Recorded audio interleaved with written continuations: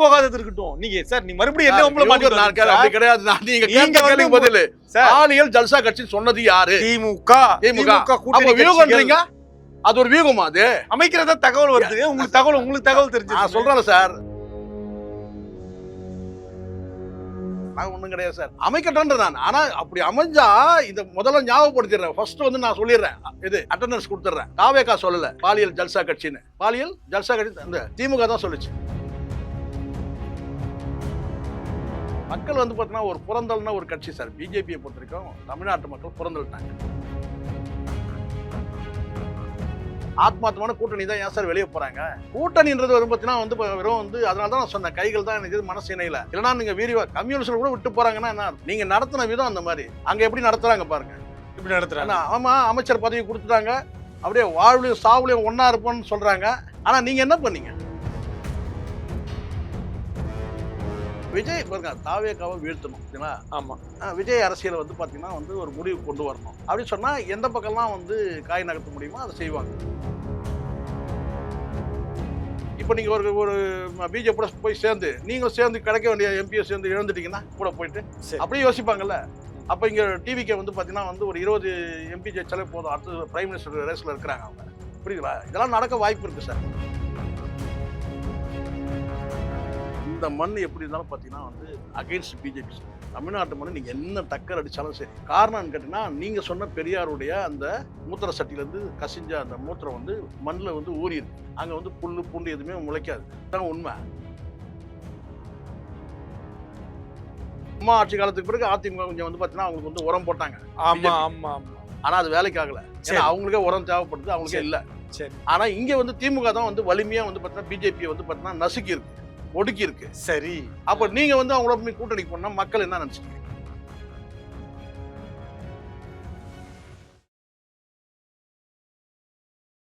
ஆச்சி மசாலா எந்த சமையலும் ருசி தேடும் ரகசியம் 20 ரூபாய். போர்வைக்கால அட்டகாச ஆடியோ ஆஃபர் ஸ்டார்ட் ஆகிருச்சு. போர்வைக்கால பொருட்கள் வாங்கி 1 கோடி மதிப்புள்ள கிஃப்ட்ஸ் வின் பண்ண வாய்ப்பை பெறுங்க. Periyar Maniammai institute of science and technology, Thanjavur. CSE with specialization in AI and ML, data science, cyber security and more. உலக தமிழர்களுக்கு வணக்கம். இன்றைய நிகழ்வு நம்மோடு அரசியல் விமர்சகர் பத்திரிகையாளர் திரு சேக்குவேரா ஜெய்சங்கர் இணைகிறார். வணக்கம் சார். வணக்கம் சார். வணக்கம். அவங்க வியூகத்தை மாத்துறாங்க. சார் வியூகத்தை மாத்துறான். எது வியூகம் மாத்துறாங்க? என்ன வியூகம் மாத்துறாங்க? உங்களுக்கு தகவல் வந்திருக்கு வரல? அதான் சொல்லுங்க. என்ன அதுதான் தெரிஞ்சுக்கிறேன். சொல்லுங்க. பாஜகவோடு திமுக கூட்டணி வியூகத்தை மாத்துறாங்கன்னு பாலியல் ஜல்சா கட்சி சொன்னது யாரு? இதே தாவேகா சொல்லுச்சு. திமுக. தாவேகா சொல்லுச்சா? திமுக. பின்ன அப்ப நீங்க போறீங்கன்னா என்ன அர்த்தம்? நீங்களே போறது போகாதது இருக்கட்டும். நீங்க சார் நீ மறுபடியும் என்ன உங்களை மாட்டிட்டு அப்படி கிடையாது. நீங்க கேள்வி பதில் பாலியல் ஜல்சா கட்சி சொன்னது யாரு? திமுக. அப்ப வியூகம்ன்றீங்க. அது ஒரு வியூகமா? அது அமைக்கிறதா தகவல் வருது. உங்களுக்கு தகவல் தெரிஞ்சு நான் சொல்றேன் சார். தகவல் வருது. அவங்க பேசும்போது சொல்றாங்க அந்த கனிமொழி சொல்ல இந்த கனிமொழி சொல்றாங்க. அந்த கனிமொழி சொன்னாலே நம்ம வந்து நம்ப முடியாது. அது வந்து பாத்தீங்கன்னா தலைமையில இருந்து வந்தாதான் நம்ம நம்ப முடியும். இந்த என்விஎன் சோமு மகள் சொல்றாங்கன்னா அது வழக்கமா வந்து இதுக்கு முன்னாடி உள்ள அந்த வசனம் தானே சார். அரசியல் நிரந்தர எதிரியும் கிடையாது, நட்பும் கிடையாது. எல்லாம் ஒண்ணும் கிடையாது சார். அமைக்கட்டேன்ற நான். ஆனா அப்படி அமைஞ்சா இந்த முதல்ல ஞாபகப்படுத்திடுறேன். ஃபர்ஸ்ட் வந்து நான் சொல்லிடுறேன், இது அட்டெண்டன்ஸ் கொடுத்துட்றேன். தாவேகா சொல்லல பாலியல் ஜல்சா கட்சின்னு. பாலியல் ஜல்சா கட்சி அந்த திமுக தான் சொல்லுச்சு. ஞாபகத்துல வச்சு ஞாபகம் இருக்குல்ல எங்களுக்கு. கலைஞர் வச்சாருன்னா அது வந்து வாஜ்பாய் பீரியட்ல வச்சாரு அந்த கட்சியோட. அப்ப வந்து பாலியல் ஜல்சா கட்சி கிடையாது. ஆனா பண்டாரங்களின் கட்சி அது பண்டாரங்கள் கட்சி சொன்னாரு. அதுக்கப்புறம் அவர் சொல்லிட்டாரு வந்து பாத்தீங்கன்னா வந்து அதுவும் ஒரு சமுதாய இயக்கம் தானே. அது சார் அதுதான் சொல்றேன்ல, right person the wrong party அதெல்லாம் சொல்லி. இப்போ வந்து இப்போ உங்க கூட்டணிக்கு போனால் கூட நம்ம சொல்லுவோம்ல ஞாபகம். இப்போ யார் ஞாபகப்படுத்தினாலும் இப்போ தாவியா கூட ஞாபகப்படுத்த நான் ஞாபகப்படுத்துவேன். என்னன்னு கேட்டீங்கன்னா சார் அது பாலியல் ஜல்சா கட்சி சார். நான் சொல்ல சார், நீங்க தானே சார் சொன்னீங்க, நீங்க தானே விளக்கம் கொடுத்தீங்க. பதிலுக்கு அவங்க அரசியல் நிரந்தர எதிரியும் கிடையாது, நண்பரும் கிடையாது. அதெல்லாம் பேசலாம் சார். மக்கள் வந்து பார்த்தீங்கன்னா ஒரு புறந்தல்னா ஒரு கட்சி சார். பிஜேபியை பொறுத்த வரைக்கும் தமிழ்நாட்டு மக்கள் புறந்தல்ட்டாங்க. நேற்றுக்கு ஆரம்பிச்ச கட்சி எவ்வளவு அவேர்னஸா இருக்கிறாங்க. இந்தியா முழுக்க ஆட்சி அதிகாரத்துல இருக்க ஒரு கட்சி இருக்கட்டும், 3வது முறை பிரதமரா வராங்க. சரி, பிரதமராக இருக்கிறார், நம்பிக்கை உள்ள நபராக. சரி, இதெல்லாம் ஜான் ஆலெக்சாமிக்கு தெரியாதா? விஜய்க்கு தெரியாதா? நிச்சயமா தெரியும். தெரியும்ல, தெரிஞ்சதானே கூங்க. ஏன் போல? ஏன் கூட்டணி அமைக்கல? எப்படி போக முடியும்? அதான் காங்கிரஸுக்கு அமைச்சர்ல காங்கிரஸ் சேர்த்துக்கிட்டாங்க, ஏன் பிஜேபி சேர்த்துக்கல? என்ன சார் இருக்கு? ஒரு எம்எல்ஏ தானே சார். ஒரு எம்எல்ஏ கூட இருக்கட்டும் சார். இது அன்புமணி கிட்ட கேட்டு சப்போர்ட் பண்ணிக்கிறாங்க. ஏன் போல இந்த காங்கிரஸ் சேர்த்துக்கிட்டாங்க, ஏன் பிஜேபி கிட்ட போகல? கவுண்டே இருக்கு சார் கையில. ஒரு எம்எல்ஏ பிஜேபில, ஒரு எம்எல்ஏ கூட ஏதோ மலைக்கு மேல இருக்காரு. 5 எம்எல்ஏ இருக்காங்க. ஷார்டேஜ் இருக்குன்னு அன்புமணி கிட்ட கேட்டு வாங்க முடியாதா எம்எல்ஏவை? அன்புமணி பாமக இல்லையா சார்? பாமக கூட இருக்கு சார், கேட்டு வாங்க முடியாதான்னு கேக்குறேன் நான். விசிகா உள்ள காங்கிரஸ் பாருங்க, ஒரு நாள் தெரியுங்க, பிஜேபியை வந்து அவாய்ட் பண்ணணும்னா காங்கிரஸை சேர்க்கணும். காங்கிரஸை சேர்த்து நம்புறீங்களா சார்? இத சார் அப்படிதான் நடந்திருக்கு. திமுகவை தனிமைப்படுத்தணும்னா திமுக கூட்டணி கட்சிகளை அப்படிலாம் கிடையாது. அப்படி ஒரு பாருங்க, கணக்கு நீங்க சொல்றாங்க. பாருங்க, இது யாருமே கற்பனை பண்ணவே இல்லை. இயல்பா இயற்கையா நடக்குது. நீங்க ஏன் சார் நீங்க ஆத்மார்த்தமான கூட்டணி தான் ஏன் சார் வெளியே போறாங்க? கூட்டணின்றது வரும் பார்த்தீங்கன்னா வந்து வெறும் வந்து அதனால தான் நான் சொன்னேன், கைகள் தான் எனக்கு மனசு இணையில. இல்லைன்னா நீங்க வீரிவா கம்யூனிஸ்ட் கூட விட்டு போறாங்கன்னா என்ன அர்த்தம்? நீங்க நடத்தின விதம் அந்த மாதிரி. அங்க எப்படி நடத்துறாங்க பாருங்க, இப்படி நடத்துறாங்க. ஆமா, அமைச்சர் பதவி கொடுத்துட்டாங்க, அப்படியே வாழ்வுலையும் சாவுலையும் ஒன்னா இருப்போம்னு சொல்றாங்க. ஆனா நீங்க என்ன பண்ணீங்க? அதே விசிகால இருக்க ஆளூர் சானவாசன் பேசுறதெல்லாம் சார், கவனிக்கிறீங்களா? ஆளூர் சானவாசன் பேசுறது அசைன்மெண்ட்ல பேசுறாரு. கவனிக்கிறீங்களா? அசைன்மெண்ட்னா என்ன? தலைவர் பேச சொல்றாரு பேசுறாரு, திருமாவளவன் பேச சொல்றாரு பேசுறாரு. அதையா? ஆமா சார், திருமாவளவன் பேச சொல்றாரு, அசைன்மெண்ட் சார் அது. சேக்கரா அவர்கள் ஒரு புது சார், நியூஸ் திருமாவளவன் கொடுத்திருக்காரு. சார், இப்ப நான் என்ன கேக்குறேன், அசைன்மென்ட் கொடுத்தாரு? சரி நான் கேக்குறேன், அவர் எதிராக தானே பேசுறாரு. ஆமா ஆமா. அவர் திருமாவளவன் விருப்பம் இல்ல, ஏன் கட்சி விட்டு நீக்கல? அத ஏன் நீக்கல? ஏன் நீக்க? அதான் எதனால நீக்க முடியல? சொல்றதே அவர் தான் சார் பேச சொல்றாரு. என்ன லாபத்துக்காக? அப்படி கிடையாது சார், இதெல்லாம் உங்க ஒரு ட்ரெண்ட் சார். எம்ஜிஆர் காலத்து சார், என்ன லாபம்? எம்ஜிஆர் காலத்துல ஒரு 4 பேர் சொல்லுவாங்கன்னு கேட்டா வந்து காங்கிரஸ் கூட்டணியில இருப்பாங்க. 4 பேர் வந்து கூட்டணி வேணான்னு சொல்லுவாங்க. நம்ம வந்து காங்கிரஸ் கூட்டணி வந்து விலக்கணும். அப்ப வந்து எதிர்கட்சி, அப்ப வந்து பிஜேபி போன்ற பெரிய தேசிய கட்சி எதுவும் கிடையாது. ஆனா அந்த காலத்துல கேட்டா 4 பேர் கூட்டணி வேணும்னுவாங்க. 4 பேர் கூட்டணி வேணாம்னு சொல்லிட்டு அவங்களை அலக்கழிக்கிறது. அது எதனாலன்ற ஆட்சி அதிகாரத்தை அப்படி கிடையாது சார், இவங்களோட இருப்பை காட்டிக்கிறது தான் சார். இப்ப நான் கேட்கறது நீங்க சொல்லுங்க. இப்ப உங்களை வந்து அண்ணன் திருமாவோட நிலைப்பாட்டுக்கு எதிராக தான் பேசுறாரு ஆளூர் சானவாசன். ஆமா, நீங்க எங்க கட்சி விட்டு என்ன ரகசியம்? சரி, விளக்கமாவது கேளுங்க, ஏங்க இப்படி பேசுறீங்க? ஜனநாயக கட்சின்றாங்க சார். சங்க தமிழன் ஜனநாயக சார், கட்சி. அப்படி சங்க தமிழன் என்ன சொன்னாரு? சங்க தமிழன் நீங்க வந்து நீக்கிறீங்க, கட்சி நிலைப்பாட்டுக்கு எதிராக பேசுறாரு. ஏன் ஆளூர் சானவாசன் நீக்க மாட்டேங்கிறீங்க? அவரே வருத்தப்பட்டாரு. என்ன வருத்தப்பட்டாரு? சங்க தமிழ்னா நேர்ல பாத்து கேட்டா வருத்தப்பட்டாரு. ஆமா, என்ன வருத்தப்பட்டாரு பாருங்க. நானும் தான் அப்படிதாங்க பேசுறேன், என்ன மட்டும் நீக்கிறாங்க சொன்னாரா? வருத்தப்பட்டாரு. இப்ப நான் கேக்குறது, ஆளூர் சானவாசன் ஏன் நீக்கல? அப்ப இது வந்து நான் சொல்றேன், ஆனா திரும்ப சொல்லி தான் பேசுறாரு. அதான் சார், என்ன லாபம், என்ன நோக்கம் சார்? இதெல்லாம் என்ன நோக்கம்? இது ஒரு வகையான அரசியல் சார். இது ஒரு வகையான நீங்க தெளிவுபடுத்துங்க, நாங்க புரிஞ்சுக்கிறோம் சார். தெளிவுபடுத்தினா இதுதான், இது ஒரு வகையான அரசியல். அதுதான் நான் உதாரணம் சொல்றேன். நான் காங்கிரஸ் வந்து பாத்தீங்கன்னா கூட்டணிக்கு போலாம் 4 பேர் சொல்லுவாங்க. அப்புறம் வந்து காளிமுத்து வந்து சொன்ன கருவாடு மீனாகாது, கறந்த பால் மடிப்புகாதுன்னு அவர் பேசுவாரு. இதெல்லாம் கடந்த எம்ஜிஆர் காலத்துல இதெல்லாம் நடந்துச்சு. எதுக்குன்னா அது தொங்க விடுறது. இப்ப இவங்க சைடுல இருந்து என்ன சொல்றாங்க? என்ன பலன் கேக்குறேன். பலன் இருக்கு, என்ன பலன் கிடைக்கும்? பலன் வரணும். பலன்னா என்ன தெரியுமா? ஒரு வகையில வந்து பாத்தீங்கன்னா எங்களுக்கு விருப்பம் இல்லாம தான் இருக்கிறோம், உள்ள கட்சிக்குள்ளேயே பாருங்க எதிர்ப்பு இருக்கு அப்படின்னு சொல்றதுதான். நாளைக்கு திடீர்னு வந்து பாத்தீங்கன்னா விலகி போனோம்னா அப்போ சொல்லுவாங்க என்னன்னு கேட்டீங்கன்னா, பாருங்க அன்னைக்கே பாருங்க சங்கத்தமிழர் எதிர்க்கிறாரு, இவர் எதிர்க்கிறாரு, அவர் எதிர்க்கிறாரு அப்படின்னு சொல்லி ஒரு கணக்கு ஓட்டலாம். அவ்வளவுதான். இது கடந்த காலத்தையும் நடந்திருக்கு. இதே வந்து பாத்தீங்கன்னா வந்து திமுக சங்கத்தமிழர் பேசுறேன், திமுக சாடலையா? கடுமையா பேசிருக்கு. கட்சியில இருந்து சில பேர் வந்து சிக்னல் வந்தா தான் பேச முடியும். தலைமை உத்தரவு இல்லாம பேச முடியாது. அப்ப இது இடைநீக்கம் எல்லாம் நாடகமா? சார் அப்படி பேசினா நீங்க நடவடிக்கை எடுக்கணும் இல்லையா? எடுக்கல சார். அப்ப நாடகமான்ற நாடகம் தான் சார். இது சொல்லி பேசுறது தான் சார். இதெல்லாம் புரியாதா? அது திருமாவர்கள் ஒரு நாடகத்தை நடத்துகிறார் என்பதை திரு சேக்கரா ஜெயசங்கர் அதுக்குதான் ஒரு நோபல் பரிசு கொடுக்கலாம்னு சொன்னாரு. யாரு? நோபல் பரிசே கொடுக்கலாம்னு சொன்னாரு. யாரு? வைகோ சொன்னாரு. புரியுதா சொல்றது? ஓ, அதனால அப்பயே அவரு எதிர்த்தாரா? இவரு என்னன்னு கேட்டீங்கன்னா நன்றின்னு சொன்னாரு, ரெக்கமெண்ட் பண்றதுக்கு நன்றின்னு சொன்னாரு. அதுக்கப்புறம் அவர் வாபஸ் வாங்கிட்டாரு வச்சுக்காரு, பதறிட்டாரு. ஆனால் நான் என்ன கேட்கிறேன், இதெல்லாம் என்ன அரசியல் நாகரிகம்? சரி, நீங்க ஒரு நிலைப்பாடு எடுத்துட்டீங்க, கூட்டணியில் இருக்கிறீங்க, அமைச்சர் பதவி வாங்கிட்டீங்க, விசுவாசமா நீங்க இருக்கணும். இல்ல இல்ல. ஆமா, இப்போ ஆளுநர் ஷானவாஸ் வந்து பாத்தீங்கன்னா வந்து எந்த அடிப்படையில சார் வந்து பேசுறாரு? நீங்களே சொல்லுங்க. ஆர்எஸ்எஸ் உடைய எதுக்குன்னா ஒரு பக்கம் இந்த பக்கம் வந்து அமைச்சர் பதவி வாங்கியாச்சு, இன்னொரு பக்கம் வந்து இவங்க வந்து பிஜேபியோட வந்து மறைமுகமா வந்து ஒரு தொடர்புல இருக்கிறாங்க அப்படின்னு சொல்றாங்க. ஆமா, அததான் சொல்றாரு. எதை செயல்படுத்த நடத்து. சரி, அப்போ ஆளூர் சானவாஸ் வந்து இதுக்கு எதிர்ப்பு தெரிவிச்சு வெளியே போகணும் கட்சி விட்டு. ஏன் சார் போகணும்? ஜனநாயக கட்சி சும்மா இந்த பிசிகாவுல இருக்கிற எல்லா கட்சியும் சர்வாதிகார ஜனநாயக கட்சி. இங்க பாருங்க, இங்க இருக்கிற எல்லா கட்சியும் வந்து பாத்தீங்கன்னா சர்வாதிகார கட்சி. அந்த சர்வாதிகாரத்திலே வந்து பாத்தீங்கன்னா வந்து எது உச்சம் கிடையாது. எது மனிதநேயம் உள்ள சர்வாதிகாரம், எது மனிதாபிமானம் இல்லாத வந்து சர்வாதிகாரம். 2 தான் இருக்குங்க. இங்க இருக்கிற எல்லா கட்சியும் சர்வாதிகார கட்சி தான். அதுல யாராவது நீங்க ஒருத்தர் சொல்லுங்க, இவரை தாண்டி ஒரு முடிவு எடுத்துட முடியுமான்னு சொல்லுங்க. இல்ல, அவர் சொல்றாரு. என்ன சொல்றாருன்னு? எனக்கு ஜனநாயகம் இருக்கு என் கட்சியில. அப்படிதான் சார் சொல்லுவாங்க. போலி ஜனநாயகம் சார் எல்லா கட்சியிலுமே. ஏமாத்த கூடாது மக்களை. பாருங்க, ஒரே வார்த்தை தான் கேட்கிறேன். உங்களுடைய கட்சி நிலைப்பாட்டு எதிராக பேசுறாரு ஆளூர் ஷானவாஸ். ஏன் நீக்கல கட்சி விட்டு? ஏன் விளக்கம் கேட்கல சார்? இன்னைக்கு வரைக்கும் வாய்ப்பு போடல சார். போடல. ஆமா, அதான் ஜனநாயகம். கட்சி ஜனநாயகம் அவர் பேசுறாரு. ஜனநாயகம் பேச வைக்கிறாங்கன்ற பேச வைக்கிறாங்கன்னு வச்சுப்போம். நம்ம அதை முடிச்சிருவோம், நேரம் ஆயிடுச்சு. சரி, இவ்வளவு எடுத்துங்க. டிவிகே தரப்புல இருந்து ஆலூர் ஷானவாஸ்க்கு கவுண்டர் கொடுத்தோம், பதில் கொடுத்தோம். கொடுக்கல. இதே வேற கட்சி கொடுக்குறீங்கல்ல, நாம் தமிழர் கொடுக்குறீங்க, மற்ற கட்சிகள்லாம் கொடுக்குறீங்கல்ல, ஆலூர் ஷானவாஸை எதிர்த்து பேச சொல்லுங்க பாப்போம். பேசல, அதுதான் அரசியல் சார். அதுதான் இப்ப புரியுதுங்களா? ஹேண்டில் பண்றாங்க பாருங்க. அப்படிலாம் ஹேண்டில் பண்ணலாம் கிடையாது, கடந்து போலாம், அலட்சியப்படுத்தலாம் கிடையாது சார். ஆலூர் ஷானவாஸை அலட்சியப்படுத்துறாங்க.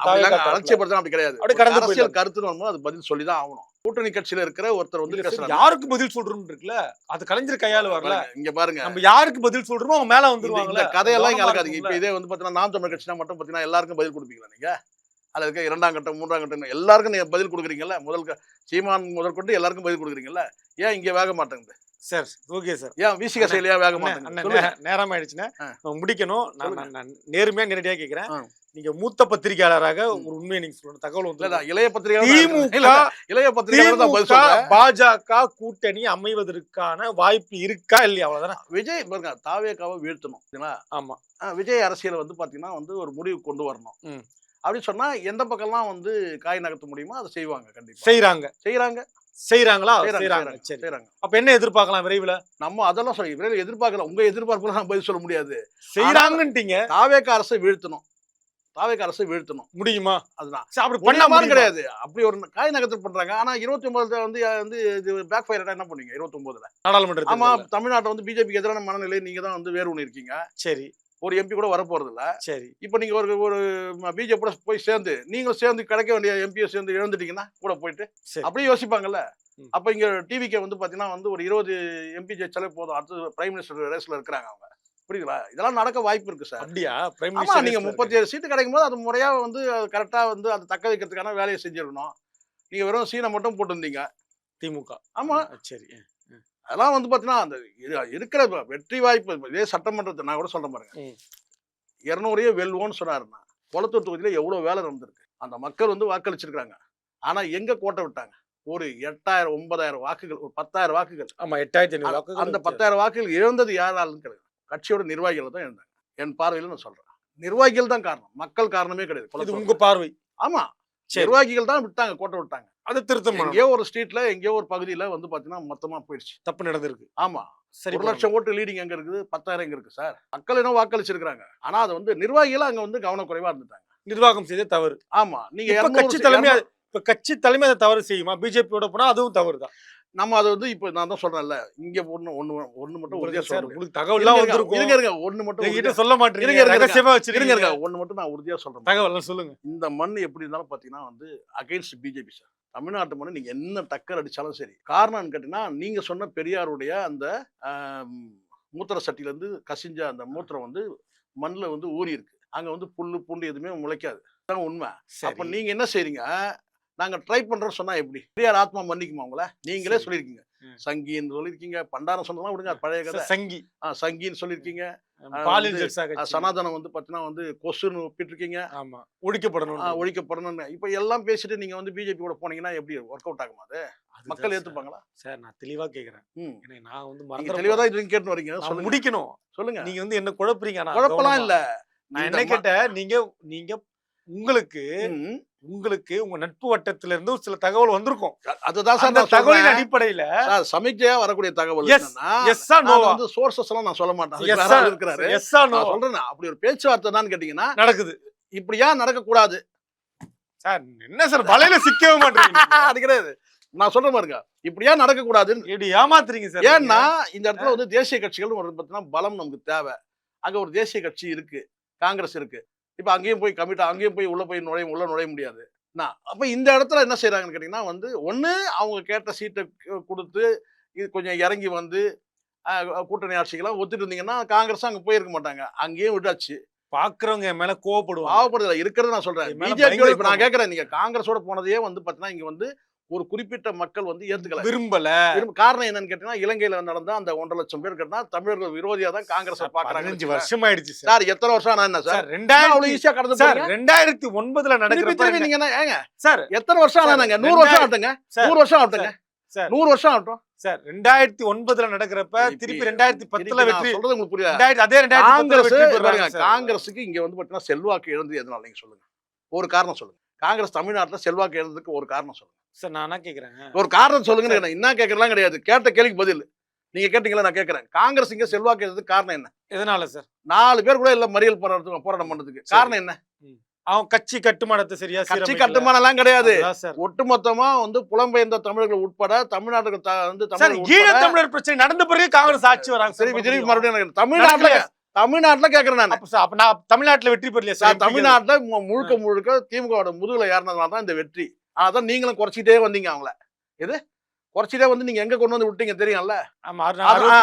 நீங்க உங்க மதிநுட்பத்தோட இதுதான் சரியான நேரம் சொல்லிட்டு உங்களோட கூட்டணி வைக்கிறத தமிழ்நாட்டு மக்கள் விரும்பவே இல்லை, இருந்தாலும் நாங்க வைக்கிறோம்னு சொல்லி மெல்ல மெல்ல பேசி கொஞ்சம் கரைச்சி கொண்டு மனசு எனக்கு புரியுது. அதான் நான் கேக்குறேன். அதனாலதான் நான் இப்ப சொல்றேன், காங்கிரஸ் நீங்க இப்படி கேட்கணும் சார். நீங்க இப்படி கேட்கணும். டிவிகேல உங்களுக்கு விருப்பமான கேள்வி நான் சொல்றேன் பாருங்க. டிவிகேல வந்து காங்கிரஸோட டிவிகே வந்து கூட்டணி வச்சிருக்கிறதுனால டிவிகேக்கு இழப்பான்னு கேளுங்க, பளிச்சுன்னு சொல்றேன் நான். ஆமா ஆமான்னு சொல்றீங்க. நான் என்ன கேக்குறேன், ஆமா நீங்க தேர்தலை சந்திக்கும் போது நீங்க வந்து இப்ப வந்து நீங்க வந்து சௌகரியமா ஆயிடுச்சு உங்களுக்கு. நீங்க ஜெயிச்சுட்டீங்க, மைனாரிட்டி ஆயிடுச்சு, சீட்டு குறையுது, அப்ப நீங்க அந்த கூட சேர்ந்து வச்சிருங்க. நீங்க பிரச்சாரத்துக்கு போகும்போது நீங்க வந்து பாத்தீங்கன்னா காங்கிரஸ்காரங்க பிரச்சாரத்துக்கு போறீங்களா, அப்பதான் இந்த பிரச்சனை வரும். பிரச்சனை வரட்டும் சார். இல்ல இந்த கூட்டாட்சி காங்கிரஸ் சேர்த்ததுலயே வந்து பாத்தீங்கன்னா புலம்பெயர்ந்த இருங்க என்ன பேச விடுங்க. இந்த காங்கிரஸ் கூட்டணியில சேர்ந்த இந்த அரசு இந்த 2 அமைச்சர் பதவி கொடுத்தாங்க இல்லையா, அதனாலயே வந்து பாத்தீங்கன்னா விஜய் அவர்களுக்கு புலம்பெயர்ந்த தமிழர்கள் மத்தியில ஒரு பார்வை இருந்துச்சு. நான் சொல்றது உலக அளவுல காங்கிரஸ் சேர்த்ததுனால வந்து பாத்தீங்கன்னா திமுக மீதான ஒரு வெறுப்பு இருக்கு பாத்தீங்களா. காங்கிரஸுக்கு வந்து பாத்தீங்கன்னா வந்து இவங்க வந்து அவங்களுக்குள்ள ஒரு உடன்படிக்கை வந்து விரும்பாத வந்து புலம்பெயர்ந்த அவங்களுக்கெல்லாம் வந்து பாத்தீங்கன்னா அந்த வெறுப்பு அப்படியே வந்து பாத்தீங்கன்னா டிவிகே பக்கம் போயிடுச்சு, மாறிடுச்சு. உண்மை இது நடந்திருக்கு. ஆமா சரியா? ஆமா. அதனால ஆனா இப்ப இந்த டிவிகே இனிமேல் வந்து கூட்டணி வைக்கணும்னா அடுத்த ஆப்ஷன் தான் போகணும்.